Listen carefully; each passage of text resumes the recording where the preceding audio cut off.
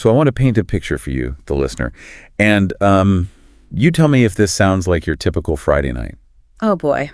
I feel like I'm already being called out here. Right. Well, so you've had this long, exhausting week. You order some takeout, you finally sit down on the couch, and you fire up your favorite streaming app. Yeah, the classic ritual. Exactly. And you have access to, literally thousands of acclaimed movies, these gripping documentaries, prestige television from all over the globe. Like, the entirety of human cinematic achievement is just sitting right there at the tip of your thumb. All waiting for you. All wait. And so you start scrolling, and, 30 minutes pass, your food gets completely cold, and this mild sense of, existential dread just creeps in. And what happens? You ultimately end up watching an old sitcom you've already seen a dozen times. Every single time. It's almost guaranteed. Or, okay, consider another scenario. Yeah. You run into the pharmacy because you are out of toothpaste. Just a quick errand, right? Just need the basics. Right. But you stand in the dental care aisle and you just freeze. You are completely paralyzed by, 40 different whitening options, tartar control, enamel repair, charcoal-infused, baking soda, natural clinical strain. Gum health, breath defense, yeah. Exactly. And you stand there wondering, how did buying a tube of minty paste become this high-stakes psychological puzzle? Well, it's because we've engineered a society that essentially equates abundance with success. But the thing is, our biological hardware simply hasn't evolved to process that level of constant trivial evaluation. Yeah, that makes sense. So that friction you're describing right there in the toothpaste aisle, that is a direct collision between our modern consumer architecture and, primitive human neurology. Okay, let's unpack this, because this isn't just some minor annoyance, right? There's this massive systemic psychological phenomenon that researchers call choice overload, or the paradox of choice. Right, And we are synthesizing an incredible stack of research today for this deep dive. We're centering heavily on psychologist Barry Schwartz's groundbreaking 2004 book, The Paradox of Choice: Why More is Less. A classic. It really is. Yeah. But we're also bringing it into the modern era with contemporary behavioral economics, some really fascinating meta-analyses, and the mechanics of, digital age curation algorithms. Because the world has changed a lot since 2004. Oh, massively. Yeah. So our mission today is to figure out why having infinite options is secretly making you miserable, how to identify your own biological blind spots, and ultimately learn how to build firewalls against an environment that's literally designed to overwhelm us. And to really grasp the magnitude of this paradox, we have to look at the scaffolding of our entire modern economy. Right, the foundational stuff. Exactly. Because classical economics operates on this very simple, almost unquestionable assumption, which is that humans are rational actors trying to maximize their utility. Maximize utility. Just getting the most out of things. Exactly. And according to this model, the way you maximize human welfare is by maximizing individual freedom. And the most direct, measurable way to maximize freedom is, by maximizing choice. Right. Like, if a grocery store only stocks apples and oranges and you happen to want a banana, your freedom is technically restricted. You can't get what you want. Right. So adding bananas and kiwis and pomegranates to the produce section objectively increases your ability to satisfy your very specific desires. And the mathematical logic there is incredibly sound on paper. If a new option is introduced, a rational actor will either select it because it increases their utility, or they'll simply ignore it. Like, the presence of the banana cannot physically harm the person who only wants an apple. Exactly. The assumption has always been that humans possess this infinite capacity to just filter out irrelevant noise. But behavioral psychology eventually stepped in and pointed out a fatal flaw in this economic model. Which is? Human cognition is not a limitless spreadsheet. Yeah, we have strict biological processing limits.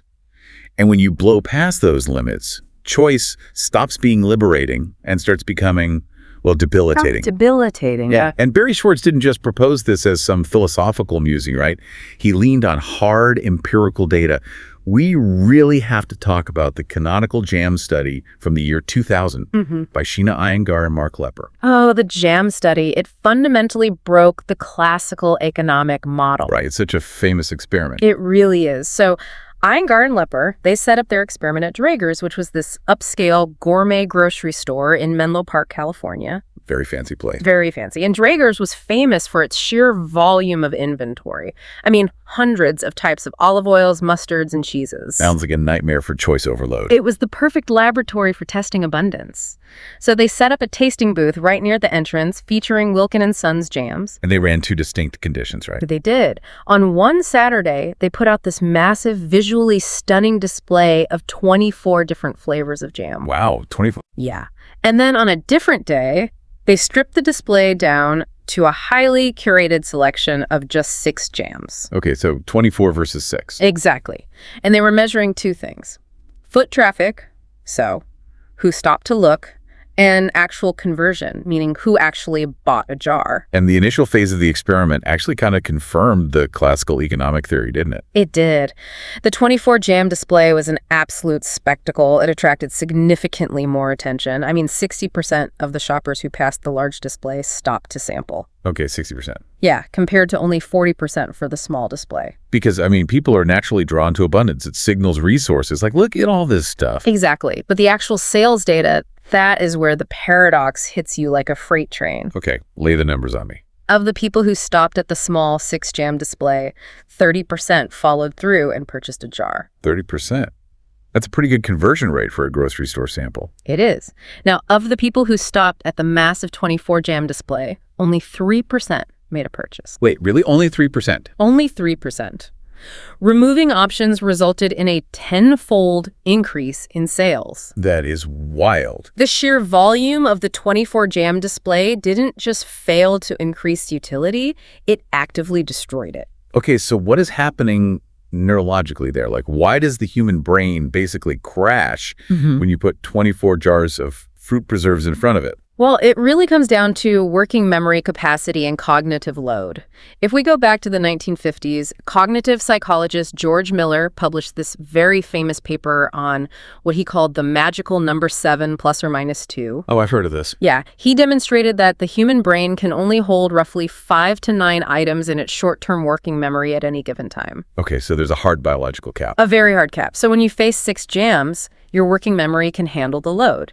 You look at the strawberry, compare it to the apricot, you weigh the tartness against the sweetness, and you make a confident, deliberate decision. Right. The brain remains in a state of active evaluation. Exactly.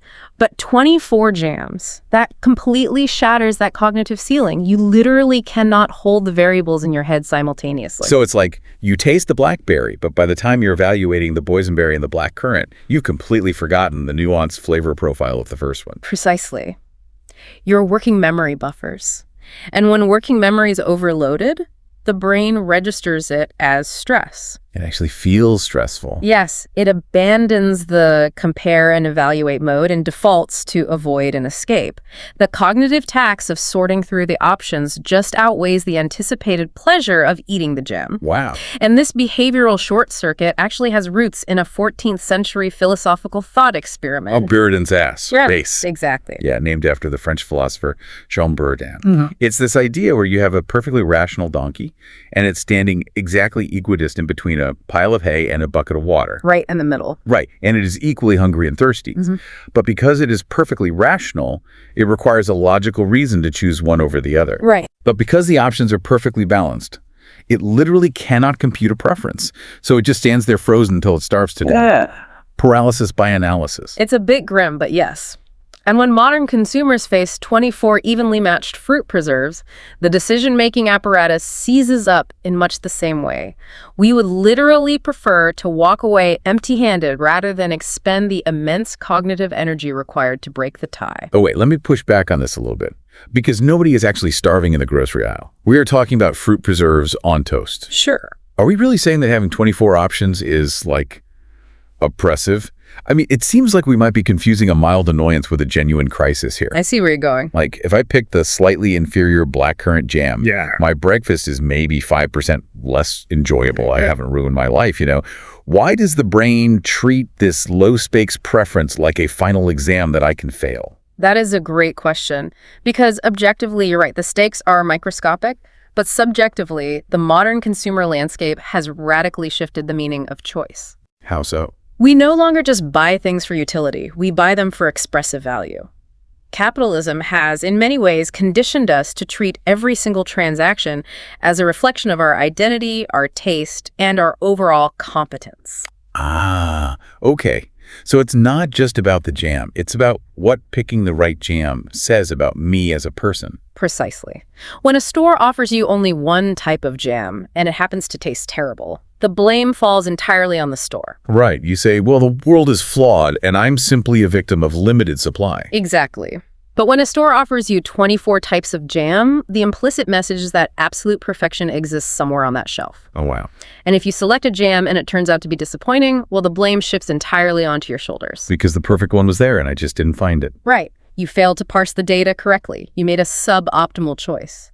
So this abundance of options creates an environment of total personal responsibility, even for absolute trivialities. It's the tyranny of small decisions. People walk away not just to avoid the cognitive math, but to avoid the psychological tax of potentially being wrong. Yes, the fear of regret. But if choice overload is this universal biological glitch based on working memory limits, why do we see such wild variations in how different people handle it? What do you mean? Well, I have a friend who can walk into a big box store, stare at a wall of 50 toasters, grab a moderately priced one in 3 minutes, and be perfectly thrilled with his morning bagels for the next 10 years. Ah, I see. Meanwhile, I will spend 3 solid weeks reading wire cutter reviews, agonizing over heating coil configurations. I'll finally buy a toaster, and then I immediately regret it the moment I see a slightly sleeker model on sale. Your divergent experiences expose a very critical nuance in behavioral economics. Barry Schwartz, building on the foundational work of Nobel laureate Herbert Simon, recognized that humans employ vastly different algorithms for navigating this bounded rationality. Okay, what kind of algorithms? Simon theorized that because we lack infinite time and infinite brain power, we tend to divide into 2 major psychological camps: maximizers and satisficers. Oh, man. Recognizing which camp you fall into is such a massive light bulb moment.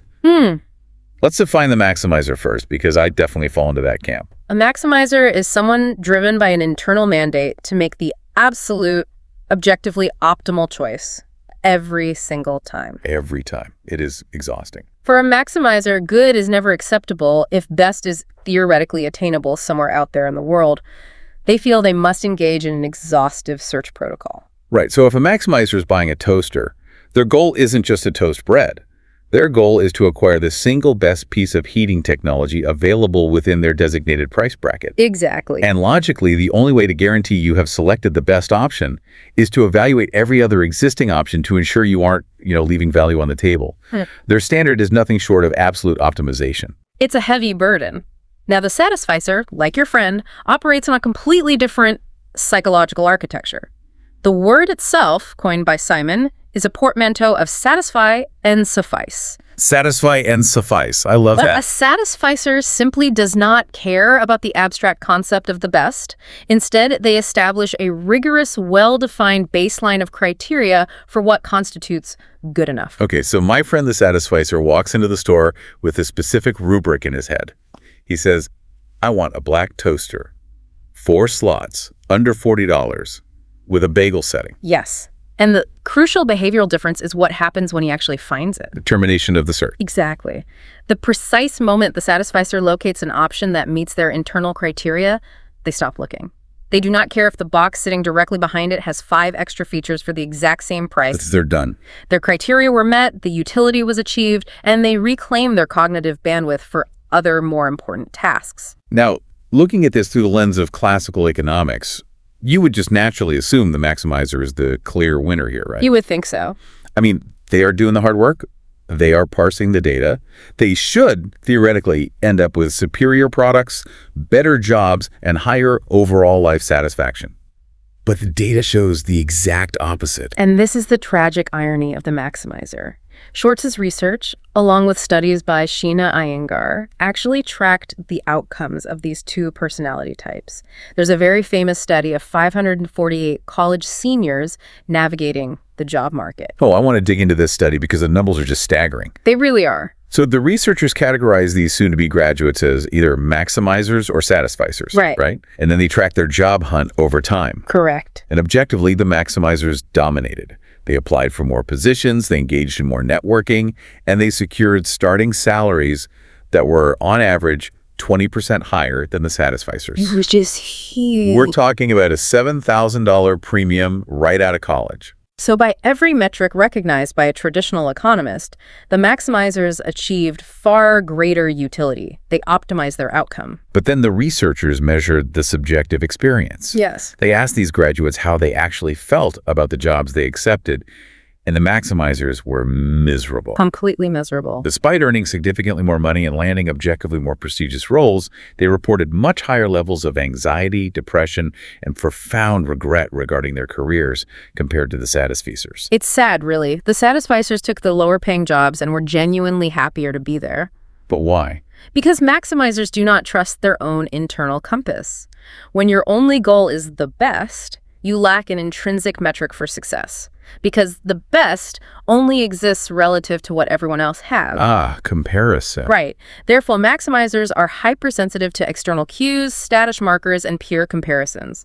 A maximizer can be absolutely thrilled with a $60,000 salary right up until they discover their roommate makes $62,000. Oh, man. At which point, their subjective utility completely collapses. Wait, isn't a maximizer just a perfectionist by another name? Like, we already have a word for someone who tortures themselves trying to make everything flawless. They are definitely related, but they are clinically distinct. A perfectionist sets impossibly high standards, but they're generally self-aware enough to know that absolute perfection is an unattainable ideal. Like, they strive for it, knowing they will ultimately fall a bit short. Exactly. Maximizers, on the other hand, set impossibly high standards, but they fundamentally believe that the perfect choice actually exists out there in the real world. They think it's real. Yes. They believe the perfect toaster, the perfect job, or the perfect spouse is hiding just around the corner if they just look hard enough. Wow. So when reality inevitably delivers a slightly flawed outcome, the maximizer doesn't blame the universe. They blame themselves for not searching hard enough. That distinction is just brutal. It means that the misery of the maximizer isn't just the sheer exhaustion of evaluating 100 options before they make a choice. The real psychological damage happens after the choice is made. That's the core of it. Which pushes us right into the actual neuropsychology of regret. Like, why does our biological hardware actively punish us for having options? Well, we are dealing with three interacting psychological forces here: opportunity costs, post-decision regret, and the hedonic treadmill. Okay, let's isolate opportunity costs first. Yeah. Because we all learned the basic definition of opportunity cost in, like, Economics 101. To choose one thing is to reject another. The cost of a decision is basically the value of the next best alternative that you forfeited. That's the textbook definition. But standard economics treats opportunity cost as a clean mathematical subtraction. Psychology reveals that opportunity cost is intensely cumulative and emotional. Cumulative, how so? If I offer you a choice between Paris and Rome for a vacation, the opportunity cost of choosing Paris is the missed experience of seeing the Colosseum in Rome. Right. But if I give you a choice between Paris, Rome, Tokyo, New York, and Buenos Aires, the cognitive dynamic completely shifts. Because choosing Paris now means rejecting the Colosseum in Rome, and the sushi in Tokyo, and the Broadway shows in New York, and the steak in Argentina. You are basically accumulating this massive mountain of missed opportunities. Exactly. And your brain aggregates all the attractive features of all those rejected alternatives and mentally subtracts them from the satisfaction of your final choice. So you are sitting at a beautiful, perfect cafe in Paris, but your brain is whispering about the sushi and the steak. Yes, the sheer volume of options dilutes the joy of the selection. And this isn't just an abstract theory, right? We have functional MRI scans showing exactly where this pain lives in the brain. Yes, Giorgio Coricelli's neuroscientific research. Right. His team zeroed in on a specific region called the anterior cingulate cortex, or the ACC. And the ACC is a fascinating structure. It sits deep in the brain and essentially acts as an error detection and conflict monitoring system. Like an alarm bell. Yes. When you make a mistake or when you experience conflicting emotions, the ACC lights up to signal that something needs correction. So Coricelli's team put people in these fMRI machines and basically forced them to make choices with varying degrees of regret potential. And what they found was that the ACC fires intensely when we engage in counterfactual thinking. Counterfactuals are the what-ifs, right? Exactly. What if I had taken the other job? What if I had invested in that other stock? And the fMRI data demonstrated a direct correlation. The more choices a subject was forced to evaluate, the more hyperactive the ACC became during the post-decision phase. The brain is literally treating the existence of unchosen options as a neurological error that needs to be constantly monitored. That's incredible. It is expending massive amounts of metabolic energy processing the ghosts of the paths not taken. This neurobiological framework completely upends one of the most sacred marketing tactics in modern retail, the risk-free 30-day return policy. Well, absolutely. Because brands market this as the ultimate stress reliever. Buy the mattress, sleep on it for a month, and if it's not perfect, just send it back for a full refund. No risk. Right. We naturally assume this maximizes our utility by minimizing our risk.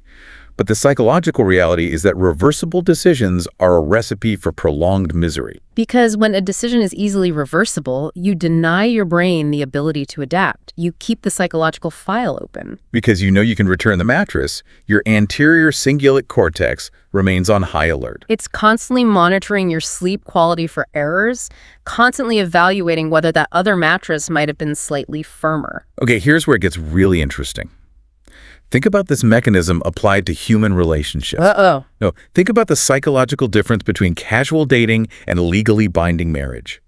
If you treat a romantic partner like an Amazon purchase with a perpetual 30-day return window-like, if you always keep one foot out the door thinking you can easily re-download a dating app, what happens to your perception of that person? Well, your conflict monitoring system stays active. You fixate on their flaws. You treat every minor disagreement as data to evaluate whether you should initiate the return policy.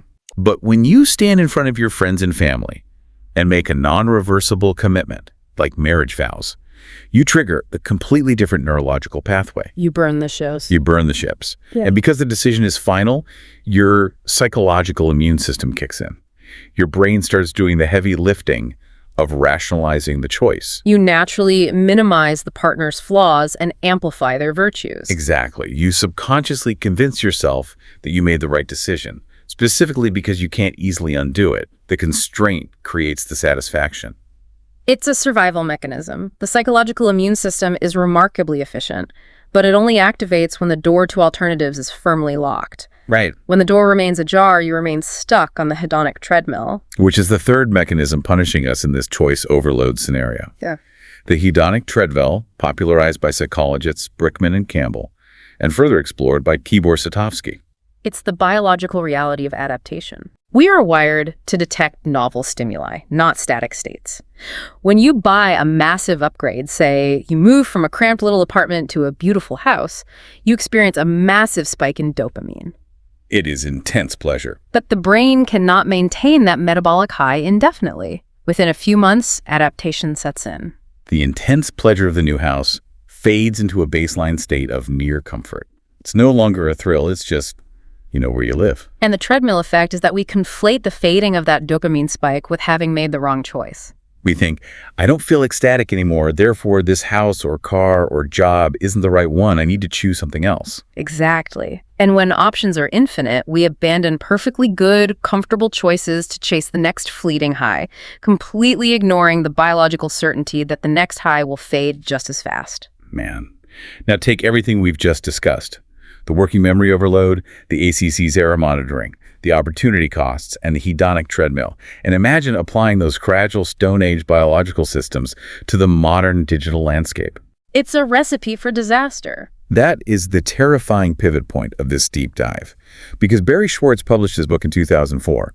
He was analyzing consumers agonizing over racks of denim jeans and shelves of CD players. Which seems quaint now. It does. He wrote it before the iPhone even existed, before Tinder gamified human connection, before Netflix had a streaming algorithm. We used to have to literally drive to Draeger's Market to experience choice overload. And now? Now we carry an infinite inventory of everything, constantly, right in our pockets. The digital age didn't just scale choice overload, it weaponized it. It really did. Consider the architecture of modern dating apps like Tinder or Bumble. They present an environment of literally unlimited romantic alternatives. And if the paradox of choice holds true, this shouldn't lead to a golden age of romance. It should lead to systemic psychological burnout. And the sources confirm that dating app fatigue is an entirely predictable outcome of this architecture. When you expose the brain to 500 potential mates in a single evening, working memory violently collapses. It's like the 24 jams. Exactly. You abandon System 2 thinking, which is the slow, deliberate evaluation of a human being's personality and values, and you default entirely to System 1 heuristics. You swipe based on a half-second assessment of jawline symmetry or photo lighting. Furthermore, it generates a phenomenon researchers call single-choice aversion. Single-choice aversion. Yes.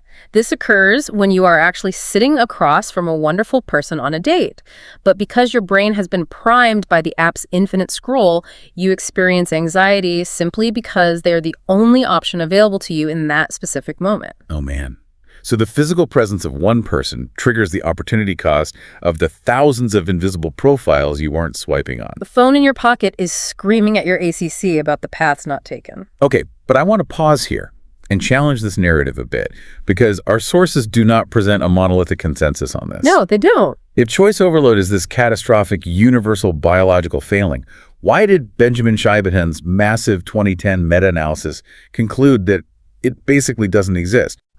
That meta-analysis is a very crucial piece of this puzzle. Scheibehen and his colleagues analyzed 50 separate experiments on choice overload, encompassing over 5,000 participants across multiple demographics and decision types. That's a huge data set. It is. They ran the statistical models, and their bombshell conclusion was that the mean effect size of having too many choices was precisely 0. 0, meaning that, on average, presenting humans with more options did not decrease their motivation or satisfaction. Did Schwartz just make it all up? Was the JAM study an irreproducible fluke? No, the JAM study is completely valid, but the meta-analysis forces us to understand that choice overload is not a law of physics like gravity. It is highly contextual. Contextual, okay. It only triggers under specific environmental conditions. So what are the specific triggers that tip the brain from feeling liberated to feeling paralyzed? The data points to 3 main conditions. First, undifferentiated options. Meaning things that look too similar. Yes. If you are looking at 50 black t-shirts where the only difference is a slight variance in the cotton blend, the brain struggles to justify the cognitive effort required to sort them. Choice overload spikes. That makes sense. Second condition, a lack of pre-existing expertise. A master sommelier can look at a 300-bottle wine list and experience immense joy because they possess the mental frameworks to quickly categorize and evaluate the data. But a novice looks at the exact same list and experiences terror. Precisely. And the third condition goes back to what we discussed earlier, the perceived expressive value of the choice. If the stakes, either functional or identity-based, feel high, the fear of regret magnifies the overload. So the brilliance, or perhaps the danger, of modern tech companies is that they have read this exact research. Oh, they know it intimately. They know precisely when infinite choice will cause a user to abandon an app, and they engineer their interfaces to prevent those meta-analysis triggers. We see this most clearly in the difference between user-initiated search and platform-initiated browse. Let's use Amazon as the model for this. You go to the search bar and type in, say, Sony wireless noise canceling over-ear headphones. Amazon will gladly populate a page with 48 different results. Right. They don't restrict your choices there because your search query proves you have pre-filtered the universe of options. You have demonstrated expertise and intent. The paradox doesn't fire. But observe what happens when you navigate to the Amazon homepage simply to browse, without a specific target in mind. They don't show you a wall of 4,000 random products. No, they present a highly curated carousel of maybe 6 to 8 items recommended for you based on your viewing history. They artificially constrain the environment because they know a browsing mind is incredibly vulnerable to cognitive collapse. To survive the digital era, we have recognized that infinite choice is fundamentally incompatible with human neurology. So we require filters. We need something to stand between us and the infinite. And for the last decade, we've outsourced that filtering entirely to algorithms. Which is the great algorithmic promise, right? Netflix, Spotify, TikTok. They monitor our behavior, map our preferences, and curate the infinite down to a digestible feed. But the research we're reviewing highlights significant structural blind spots in mathematical curation. We run into what they call the cold start problem. Yes. Algorithms primarily rely on techniques like collaborative filtering and matrix factorization. They look for massive statistical patterns. Like, if 1 million users who watched a specific sci-fi movie also watched a specific documentary, the algorithm builds a predictive bridge between them. Exactly. But the cold start problem occurs when new metadata-less content enters the system. So if an unknown creator uploads a brilliantly funny 15-second video, the algorithm is essentially blind to it.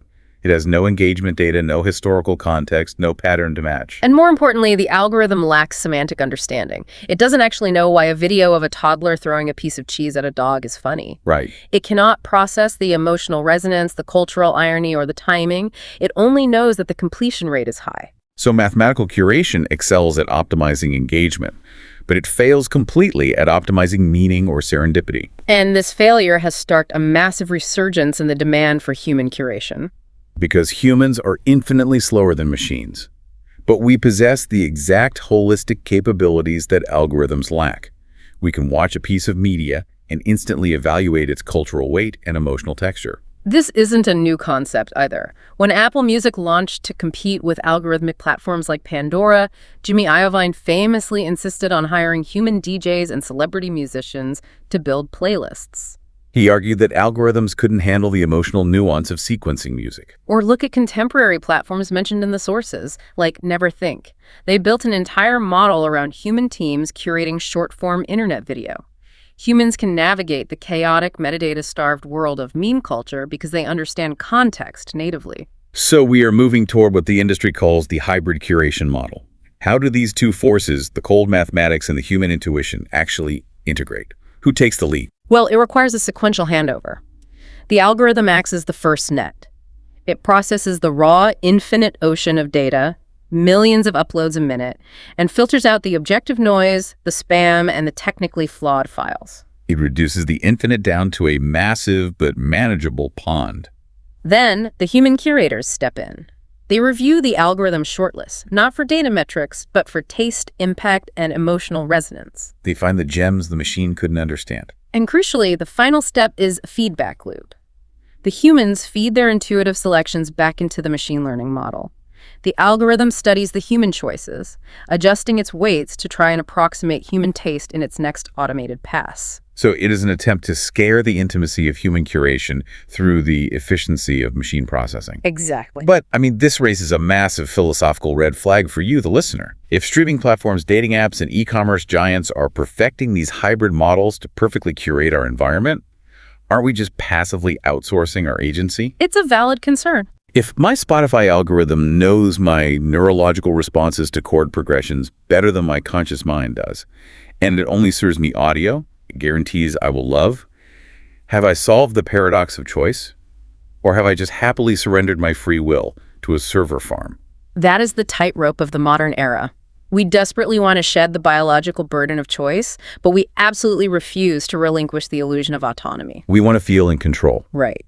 And practically speaking, no algorithm can curate the truly consequential choices in your life. A hybrid model can pick your weekend movie, sure, but it cannot choose your career trajectory, your moral boundaries, or how you raise a child. Which means we cannot rely on Silicon Valley to protect our anterior cingulate cortex. We have to build our own mental firewalls. We do. We have to train ourselves to navigate an environment of abundance without succumbing to it. Which leads us directly to the actionable strategies Barry Schwartz outlined. He didn't just diagnose the pathology. He provided behavioral protocols to mitigate the overload. And Schwartz laid out several rules. But the foundational principle is this: choose when to choose. Choose when to choose. This requires acknowledging that decision-making energy is a finite daily resource.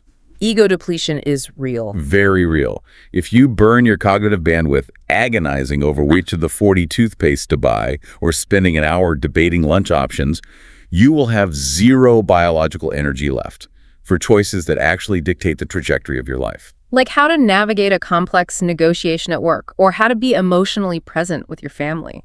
So we have to actively audit our daily decisions, categorize the vast majority of them as trivial, and ruthlessly apply satisficing criteria to them. Building on that energy management is a shift in identity. Be a chooser, not a picker. Okay, the language matters here. What's the difference? A picker is entirely reactive. A picker stands in front of a shelf, lets the environment dictate the available options, and passively grabs the least offensive item. A chooser. A chooser, however, is proactive and self-aware. A chooser evaluates their intrinsic goals before looking at the environment. If the options presented by the app, the store, or society do not serve their well-defined goals, a chooser is willing to modify the rules, create a new option, or simply walk away. This connects deeply to perhaps the most counterintuitive strategy in this entire deep dive. Learn to love constraints. It sounds backwards, doesn't it? It really does. We've been socially conditioned to view constraints, rules, and boundaries as the enemies of freedom. But Schwartz argues that voluntarily adopting rigid constraints is the ultimate cognitive liberation. We can understand this through philosopher Isaiah Berlin's distinction between negative liberty and positive liberty. Break that down. Negative liberty is freedom from interference. It is the absence of external obstacles. Having 500 dating profiles is maximum negative liberty. Nobody is stopping you from choosing any of them. Right. Positive liberty, on the other hand, is the freedom to take control of your life and realize your fundamental purposes. So Schwartz's profound insight is that an overabundance of negative liberty actively destroys your positive liberty. Yes. You are so paralyzed by the trivial freedom of infinite options that you fail to execute the meaningful freedom of building a deep, committed relationship or a focused career. This is why highly effective individuals routinely embrace strict personal constraints. Consider Steve Jobs adopting a uniform of a black turtleneck and jeans, or Barack Obama limiting his wardrobe to just gray or blue suits. They weren't displaying a lack of fashion sense. They were deploying a biological firewall. But constraining a trivial daily choice, they preserved massive amounts of decision-making energy for high-stakes execution. We have to start viewing personal rules as restrictive cages and start using them as armor against decision fatigue. Another critical piece of armor: make decisions non-reversible. Like we talked about with marriages versus dating. Exactly. As we explored with the fMRI studies, keeping your options open is a neurobiological toxin. Once you make a considered choice, you must intentionally sever the alternatives. Do not monitor the price of the stock after you sell it. Do not read the reviews of the appliance you didn't buy. Metaphorically and physically, burn the receipt. Allow your psychological immune system to activate and do the work of synthesizing satisfaction. And lastly, the ultimate defense against the hedonic treadmill: anticipate adaptation. We must internalize the reality that the initial emotional high of any acquisition will dissipate. The new car will eventually just become transportation. The new phone will just become a screen. The danger isn't the fading of the thrill. The danger is interpreting the fading thrill as proof that you made a mistake. When the baseline of comfort settles in, you don't need to return to the market to find a new high. You just need to recognize that you are a biologically functioning human being. Let's ground these abstract rules in a highly relatable, concrete scenario for the listener. Let's run a stress test. Okay, lay it on me. You need to buy a new laptop. This is a classic trap for the maximizer. There are infinite configurations, endless Reddit debates about processors, and the constant fear of obsolescence. How do we apply Schwartz's framework? Okay, first, we choose when to choose. We assess the stakes. If I am rendering 3D animation for a major studio, this is a high-stakes decision requiring deep evaluation. But if I am just checking email, writing scripts, and watching YouTube, this is functionally a low-stakes utility purchase. I treat it as such. Second, you abandon maximizing and adopt satisficing. You establish the baseline criteria before you look at a single product. Right. I sit down with a piece of paper and write, I need a 15-inch screen, 16 gigabytes of RAM, a solid-state drive, and the price must be under $1,000.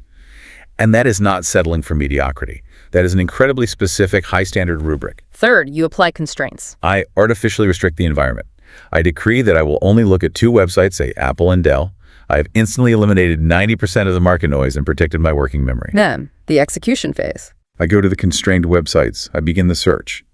And the absolute millisecond, I locate a machine that meets all 4 of my criteria. 15 inches, 16 gigs, under $1,000. I hit buy. I do not look at page 2. I do not check out the slightly more expensive model just to see what it offers. The search is terminated. And finally, you make it non-reversible and anticipate adaptation. I do not check tech blogs for the next 3 months to see if a newer chip is announced. I use the machine.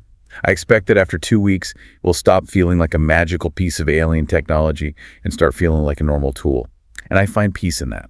Implementing that level of disciplined constraint sounds simple, but in a society demanding optimization, it is an act of radical rebellion. It reclaims your time, your cognitive energy, and ultimately, your subjective well-being. We have mapped out some incredibly complex terrain today. We dismantled the foundational myth of classical economics, the idea that more choice inherently equals more freedom, and exposed the biological reality of the jam study. Our working memory has limits, and when the environment shatters those limits, we panic and retreat. We contrasted the self-inflicted misery of the maximizer, the relentless pursuit of an illusory optimum, with the quiet power of the satisficer, who defines their own standards and finds peace the moment they are met. We peered inside the anterior cingulate cortex to see how the brain literally hurts when it processes cumulative opportunity costs, and why keeping our options open with reversible decisions short-circuits our ability to be happy. We examined how modern digital architecture, from dating apps to streaming algorithms, exacerbates these vulnerabilities, and how the hybrid curation model is attempting to save us from an ocean of undifferentiated data. And we armed ourselves with a protocol for sanity, restricting trivial choices, embracing strict constraints, and refusing to be run ragged by the hedonic treadmill. So to you listening, the next time you are standing under the fluorescent lights of the cereal aisle, your brain locking up over the difference between 80 types of granola, or the next time you are sitting in the dark, endlessly scrolling through a streaming feed, feeling that familiar paralysis, recognize the glitch. Acknowledge that the system is designed to overwhelm you. You have the power to define your criteria, point to an option, say this is good enough, and walk away with your peace of mind intact. You do not have to carry the crushing weight of the perfect choice. The pursuit of perfection really is the enemy of contentment. But I want to leave you with one final, slightly unnerving thought to hang on.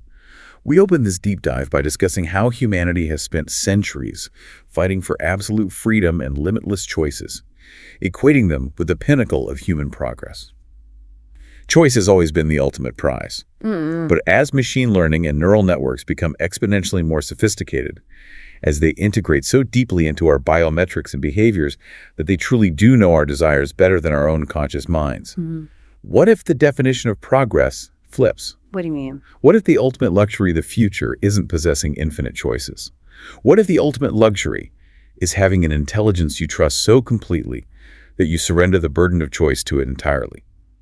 Think about that the next time the algorithm perfectly predicts what you want to hear. Until next time, thanks for joining us on The Deep Dive.